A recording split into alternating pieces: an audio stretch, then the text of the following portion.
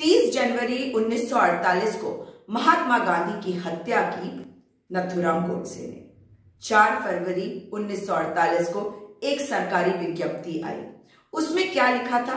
ये भारत सरकार देश में सक्रिय नफरत और हिंसा की ताकतें जो देश की आजादी को संकट में डालने और उसके नाम को काला करने का काम कर रही है, उन्हें जड़ से उखाड़ने के लिए प्रतिबद्ध है।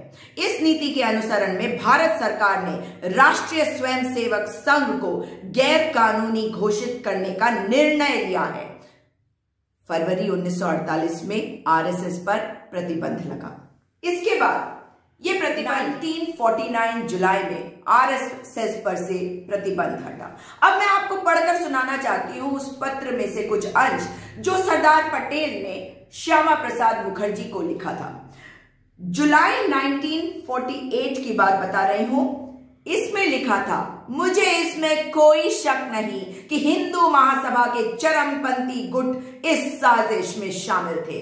आरएसएस की गतिविधियों ने राज्य और सरकार के अस्तित्व पर स्पष्ट तौर पर खतरा पैदा कर दिया है। हमारी रिपोर्ट बताती है कि प्रतिबंध के बावजूद ये गतिविधियां खत्म नहीं हुई हैं। सितंबर 1948 में आपको बता दूं कि आरएसएस के जो संचालक थे गोलवलकर, उन्होंने सरदार पटेल को फिर चिट्ठी लिखी और कहा कि प्रतिबंध हटाया जाए, जिसके जवाब में सरदार पटेल ने लिखकर उन्हें बताया, हिंदू समाज को संगठित करना और उनकी मदद करना एक बात है, लेकिन उनके कष्टों के लिए निर्दोष, असहाय महिलाएं और बच्चों से बदला लेना दूसरी बात है। उनके सारे भाषण सांप्रदायिकता के जहर से भरे होते हैं। हिंदुओं को उनकी रक्षा के लिए संगठित करने और उत्साहित करने के लिए जहर फैलाने की आवश्यकता नहीं थी।